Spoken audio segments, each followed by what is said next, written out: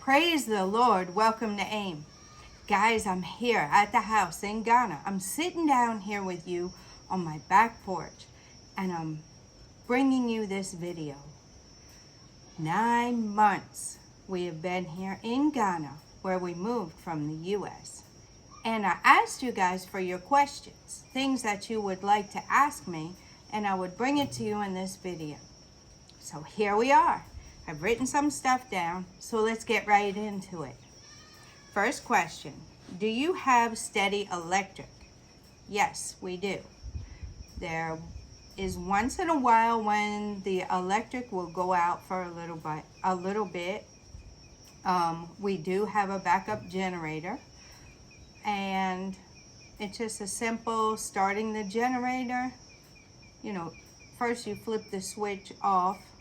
Inside there's a lever, you pull it down to the center, and then you go and start your generator, and then you come back and flip it to the generator, and there you have electric.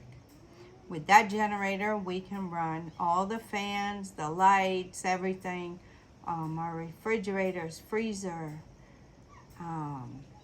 one air conditioner if we choose to run it, and it works fine. So that's what we got going on. And the electric, it does go out once in a while, depending on storms or whatever, but for the most part, it's on. Second question, do you pay bills? So here in Ghana, people don't have mortgages for the most part. The house that we have, we paid as we went. So as we were building it, we paid it. Now there is a tax that you would pay on your house if you've registered your house and your land. So there is a small tax, but it's very, very small, that you would pay yearly. Our electricity, and then it depends on what you have. We have internet, we have DSTV, which is kind of like Dish Network if you're in the US. So we have that we pay monthly.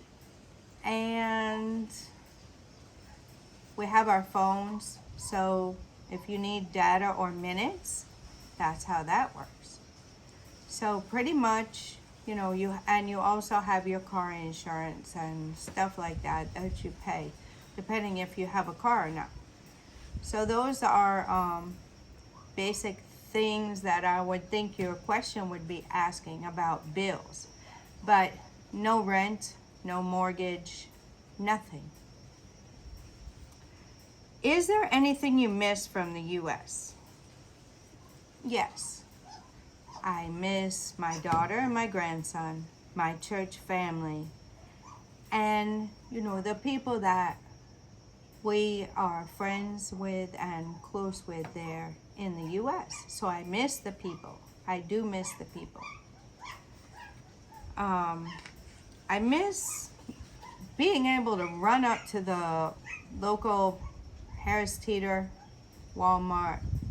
We were in North Carolina, so I miss sometimes being able to run up there and get something if I needed it quick or if I'm running out. I do kind of miss that. I kind of miss being able to get out there and do, if you have a bunch of errands to run and go and run around and get them done in one day, that I kind of miss that. But we're getting it down here. We're able to do more than one thing at a time. So when we leave and we go out, we try to plan very well and get several things done. And that's really an accomplishment. So those are the things that I miss that I can think of from the top of my head from US. Will you show some of the local recipes your family enjoys? Yes, I will. I will come up with a way to video it for you guys while I'm in the kitchen, and cooking those things. I haven't done that yet. It's been pretty busy here around the homestead and at the 50-acre farm. But that is something I want to do in the future. So stay tuned. Do you ever go out to the market? Very good question. If you guys saw the video I posted recently outside the front gate, there's the little stores that they have, little provision stores, and some sell food and stuff like that. So I do go out to the ones right around here, the ones on our road. I go to them. There's a pharmacy, different things. So I'll go to them. We did find a market in Amasaman, so we went there. It was raining though, but we went there and we got a lot of really good stuff, and it was a really good price. So we've been asking people to pick things up for us because we're not used to the market. We've had a lot of other things going on, but now we're getting used to the prices and the market, and we went there and it was wonderful. So that's it so far. I know the prices up here, we're learning them too. So yes. Do you mostly stay in your property? Is it difficult to adjust? Compared to the US, yes, I'm mostly here. US, I was the one doing a lot of the running. My husband worked 2 jobs and I also worked, and there for a long time I was working a lot of overtime. But I was the one who did the grocery shopping. I went and picked up everything we needed. I did all of our running around. And then, of course, you know, we are believers and we believe in serving God, and we go to Bible study, to prayer meeting, to church. So all of these things, you know, we're used to doing those. Here is a little bit different, especially right now. And the lifestyle we're living, there in the US, I went out to a job and worked it, and then came home and did the things at home. Here, the work is a lot of things at home. The animals, you know, trying to figure this YouTube out and bring the content for you guys. I'm doing research and stuff. A lot of these things, you know, are done here at the house. But I do go out.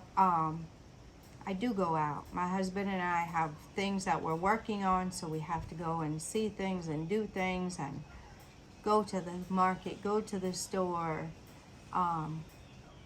and things of that nature. So, it is I'm not gonna sugarcoat it. It is a bit of an adjustment. I would say that. It's difficult when you're used to getting in the car and going. I can get in the car and go, but guys, we're in Accra, on the outskirts of Accra. So I'm not as familiar with the roads and stuff. And besides that, any of you, if you knew me in the US, I do not like driving in cities at all. And here the driving is a bit challenging. So, you know, you really have to be alert and really used to driving in that type of environment. I was used to driving in the countryside. So that's how it is. I have my license. I could go to anywhere in Accra. I could put it in my GPS and follow it there and go there. But I personally prefer to stay close to home when I'm driving. So it is a little bit of an adjustment, but when I weigh the differences, the things that I'd miss being able to do versus the things that I get to do, I'll choose Ghana every day. How long did it take for you to prepare for the move? Wow. I would say pretty close to 5 years. Pretty close to 5 years. The reason being is that first we had to find property to purchase for a home, and then we had to build the home, and then we also found our 50-acre farm and purchased that land.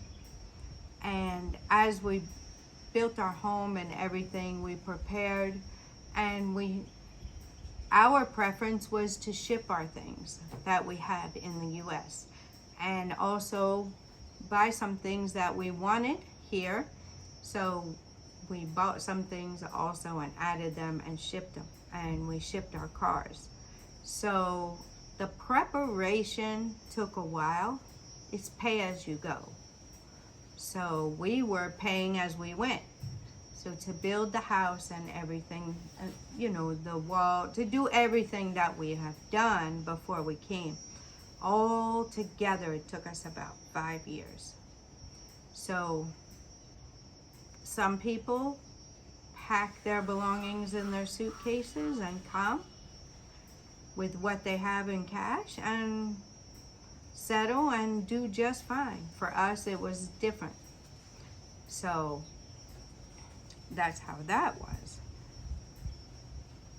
Can you tell us about Amasaman? I know a little bit about it. It's very close. When you hit the main road out here, you will make a right, and you will go down there, and it's on the right. They have markets. They have you can get your health care if you qualify for that. You can go there. They have when I had my urinary tract infection, they had ultrasound there. So there was a place we went. They have clinics. They have a hospital there.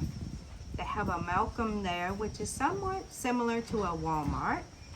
So that's very close. And they have a nice market. That's where we went when we bought our produce and stuff. So it was very nice. They have a lot of stuff there. My husband found a place that works on his Ford truck. So in case he wants an oil change or something like that. And I'm not sure what else is there. We haven't really explored it a lot, but yeah.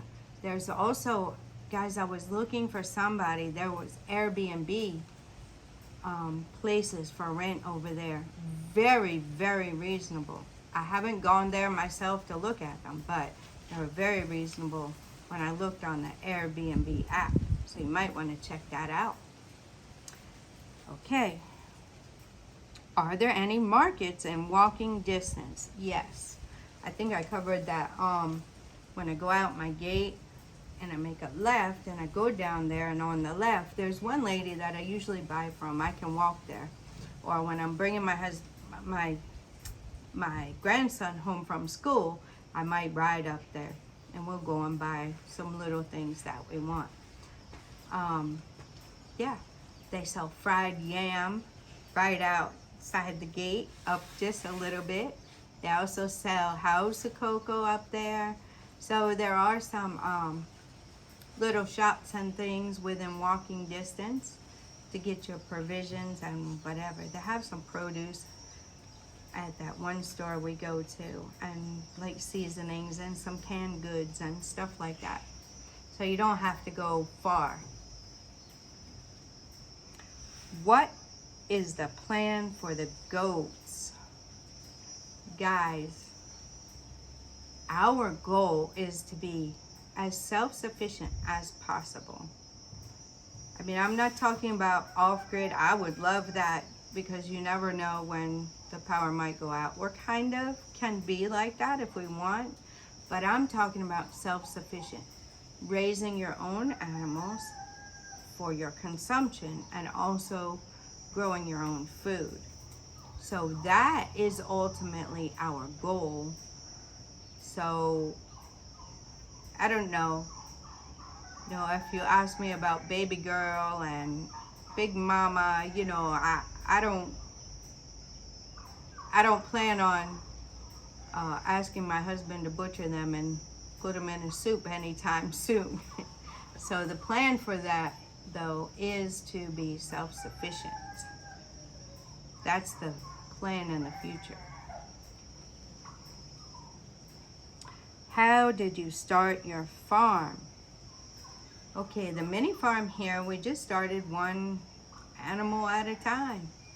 And then we bought a couple of goats. Actually, I don't think there's any of them left from before we came. We had started to ask for those things to be purchased before we came here. And I think big brother and little sister's mom was one of the goats that we had purchased before we came. And she was pregnant when we got here, so she died right after she gave birth, about 2 days. And yeah, I think that's about it. I think there's one other chicken too. I think there's a chicken that was here when we came. And the rest of them we just bought little by little, guys. Just little by little we built it up. And the 50-acre farm. How did we start the 50-acre farm? Very carefully. We hired experts to come out and check out the land. By a lot of investigation and research and how the land is and what crops would grow well in that land. We did that first, and we started clearing the land, and before you know it, guys, we almost have all our coconut planted, along with corn, cassava, and what else do we have, guys? Plantain and sugar cane now. So we started little by little. That's how we started both of our mini farm and our 50-acre farm. We're still working on the 50-acre farm, guys, so stay tuned and you'll get more updates about that. And I don't know what's going to happen with it, but the man who sold us the goats and the sheep came by this morning. My husband's at the farm, but he came by to say he wanted to sell us another animal. So I'm not sure if we'll be getting another one, but that's how we started, little by little. What are the goals for the future on your properties? Okay, so, of course, the 50-acre farm, our goal is to clear and plant it. We're also looking into fish pond. We're also looking into animal husbandry there at the 50-acre farm. For here, guys, it would take me a long time to go through and tell you guys how I really want the place to be. But, I would like to get this garden to where it can produce very well behind me, and to start a garden over here so I can start my seedlings. I would love to have a greenhouse. I think that would be very beneficial to the mini farm here. And future plans, we have a storage building with the store. So our future plans for that would be to open the store. I'm not sure what we would sell at this point, but to open the store. And at the top, I would like to build 2 self-contained rooms. So if we could put it on Airbnb. If somebody would like to come and stay, they are welcome to. Would have basically like you would have in a hotel, possibly, you know, just a bed, a kitchen, little kitchen area with a small fridge, your bathroom, seating area. So just a place that you can come and relax. So that is our goal for the future. And yeah, I think that's about it for now. Are you fully acclimated to Ghana yet? For this question, I was thinking about it. Fully acclimated. I think I'm getting there. I'm getting there. There's still a lot.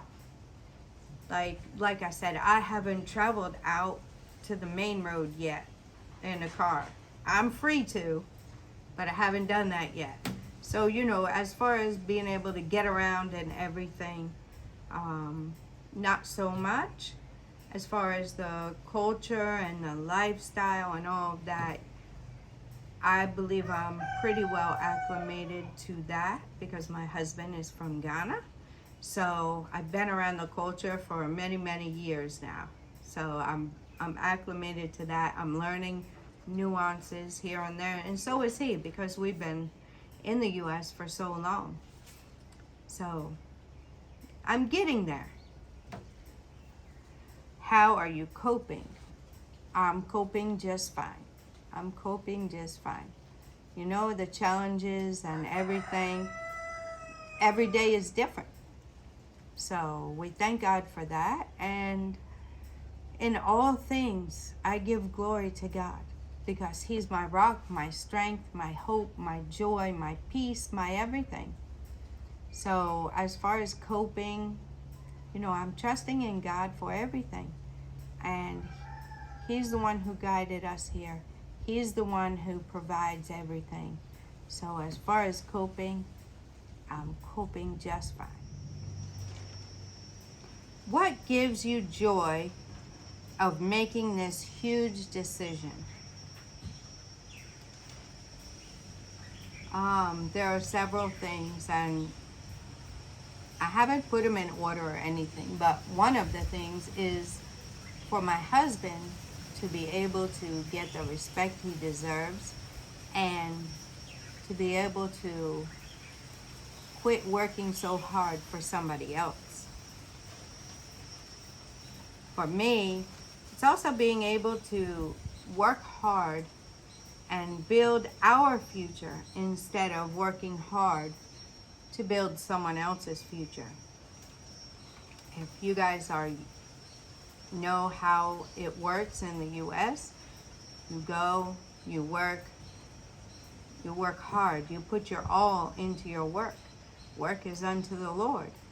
And at the end of the day, you bring home your paycheck that you agreed upon. But your paycheck doesn't get you to the place where your hard work should be getting you, if you kind of get what I'm saying. You're working and putting your effort and energy into someone else's business. And when that business prospers, they prosper. So I like being able to work hard and put into our future here and build our businesses, build our mini farms and all of that kind of stuff. So that's what I like. My health is way better here. There is no way I could have lost that 50 pounds that I lost here and kept it off, and also been able to do the things that I'm doing here. You know, I'm in way better health here. And enabling ourselves to become more self-sufficient as we age. I can't imagine working till I'm 70, 75 at the job I was working at in the U.S. and still have some type of quality of life after I retire, which is when you can enjoy your life. So I think here is much better. Yeah. What do you fear most about your relocation? Really, I don't have any fears about relocating. I wasn't coerced into it. I wasn't talked into it. Matter of fact, I was the one. I mean, I wasn't the only one, but I was excited about it. I was always talking about it. So, if you asked any of my family and friends, you'll get the same answer. That's the only thing I talked about. They didn't like to even hear it. Oh, you're always talking about that. Well, I don't have any fears. God is my rock, my salvation, my strong tower. I fear the Lord. And what else do I have to fear? Nothing. Has racism affected you in Ghana? I would like to say no. I don't feel anything racist in Ghana at all. Do you feel rejected by Ghanaian society because you are white? Not at all. Not at all. They embrace me.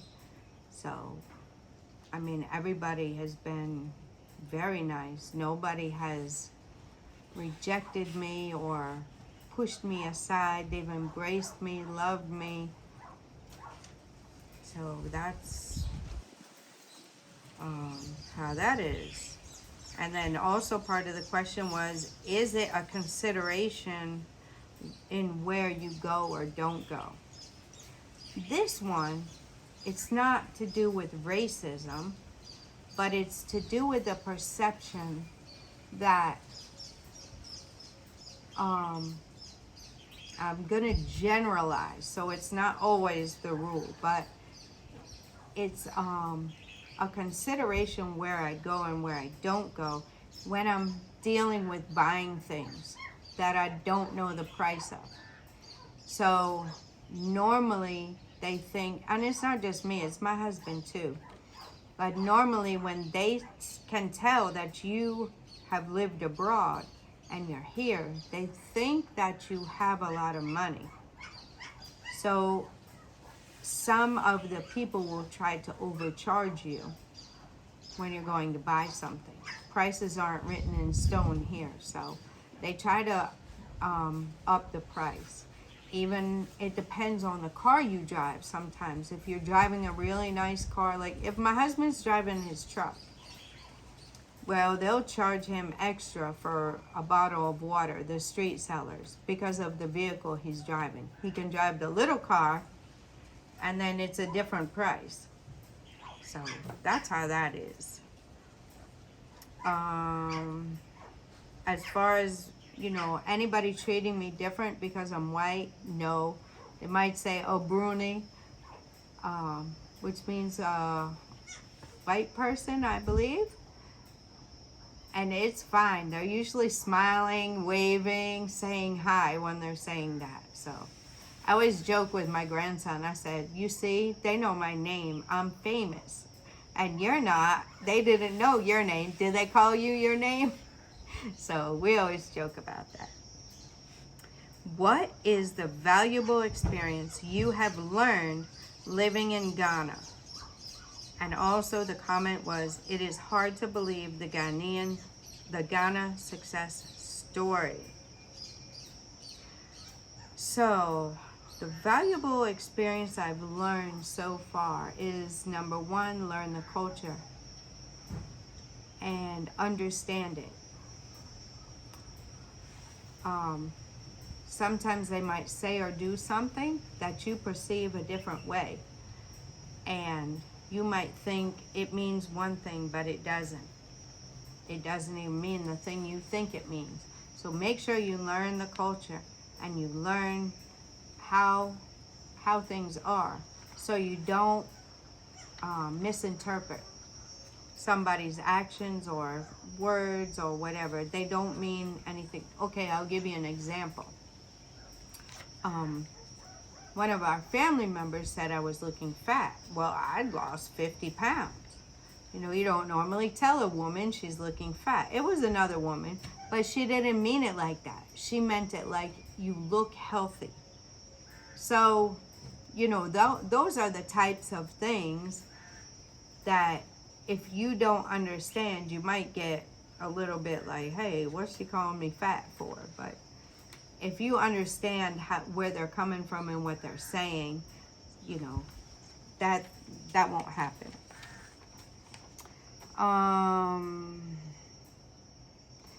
Also, there are many opportunities here. If you know how to turn a pain point into a way to serve others, that right there is an opportunity. There's many opportunities here. So if you think that, oh, the Ghana success story isn't real, it can be real. Is it easy? No. But nothing worth having is easy. An Olympic athlete trains and trains and trains and trains and trains. Is it easy? No. But they have the end goal. They know they want to compete and they want to be the best in the world. And they continue to train. And then when they get there and they are able to compete, they feel a sense of joy and accomplishment because of what they did. So, you know, here it's not easy. I'm not going to tell you it's easy. It's not easy.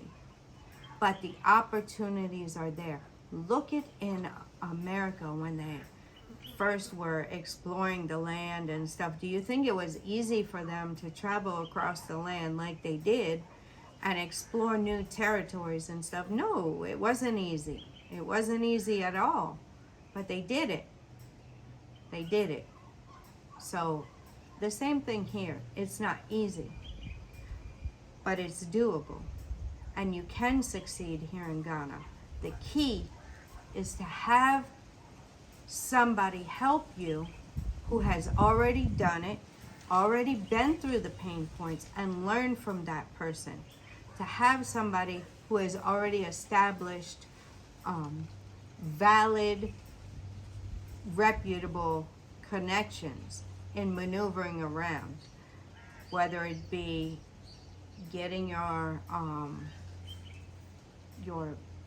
land, getting the documents for your land, whatever it is you would need to do here, your Ghana card, your paperwork, your phone, your every single thing has a connection person. If you wanted to move on successfully and quickly, the DSTV, the internet, your phone, everything that you do here, you have a connection person. So that's how it works here in Ghana. And once you establish those people and you have them, you're good. You're good. So if you're willing to plan well, be patient, and work hard, you can make the move also. It also depends on you and your desires. This life isn't for everybody. It's not. Especially here, if you don't like animals, you don't enjoy farming, you don't enjoy gardening, and those types of things, you probably won't enjoy this type of lifestyle here. Your lifestyle will be different. So the most important thing is to have a trusted person guide you through. Consult somebody. We did that with the farm. We had a consultant. We hired a consultant to come out there to check the farm, make sure what can grow there and everything else. We took the time and resources to do that so that we could be successful. And it's the same thing with coming here. You know, what is your lifestyle like? What do you want your life to look like when you're here? So all these things come into play. Like I said, this isn't for everybody. Okay. I wrote this here too. The God I serve definitely made it happen for us, and if he made it happen for us, he can make it happen for you too. The valuable experience is there's a better way to live life than the one we were living in the US. So we work, and at the end of the day, you're helping make somebody else rich. So that's a valuable experience I learned. You can live a different life. You can. How are you finding life in Ghana? I'm finding it wonderful. I'm enjoying it. I'm enjoying every bit of it. I'm enjoying the challenges. I'm enjoying the beauty of it. I'm enjoying the food, the people, the lifestyle, everything. I'm enjoying it. How do you recommend others to make the move? Or do you recommend others to make the move? Okay, this is the last question. I saved this for last. I kind of touched on it a little bit. I would say visit. Visit. And picture yourself here. See how things would be. How do you want your life to be? We knew we wanted to have animals. We knew we wanted to have a garden. We knew we wanted to be in a place that wasn't real far out, but not in the middle of a crowd either. So, you have to assess things. What kind of life would you love to live? And that's what you have to see. Would I recommend it? Would I recommend you moving here? The general answer for me is yes. And I even recommend people here not to go rushing to go outside, but try to make something happen here for themselves. But that's a different topic, and I wasn't born and raised here, so I don't understand their point of view from that. But for those living in the US to move here, I think it's very doable, and I would recommend it. You can build the life that you want. The life that you want. Build your businesses. Anything that somebody's complaining about is an opportunity for a business. Anything to do with customer service, that's kind of lacking here. Customer service, if you find a business that you can do, it doesn't matter if somebody else is already doing it. You can take it to a new level. You can go above and beyond with the customer service, and your company or business will stand out among all of them. So I think it's a very good move. Without saying too much, you know how things are going in the US. You know the lifestyle we live there. It's very busy.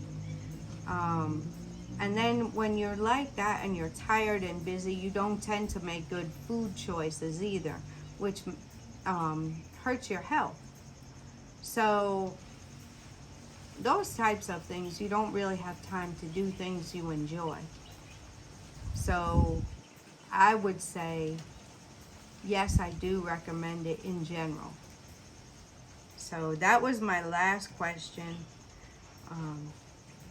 If you want to learn a little bit more about us, you can go to our website. We have an About Us page there where I wrote up, a little bit about us if you're interested. Or if you'd like to contact us, you can go to our website also and contact us there. We are here and we have done it. And we're taking this opportunity ourselves to help others. That is our goal. We want to help others. There's a video that explains our company. If you're interested in that, you can see that also on our website. So I'll leave it in the description box. And it's on the other videos. I'm trying to put it there all the time so you guys know how to find out more about us and how to contact us. All our contact information is on the website also. So it's called AIM Complete Solutions is the business, and the website is AAIMCS.com. AAIMCS.com. So look us up, leave us a comment. If there's any other questions you guys would like me to answer, I would be glad to do so. I could compile them together in another video. We can sit down and chat. I apologize that the lighting wasn't better than it is, but didn't really want to sit in the sun, guys. It's a little hot out there. And that's it. I hope you guys benefited. I hope you learned something. I hope you enjoyed the video. And until next time, God bless you.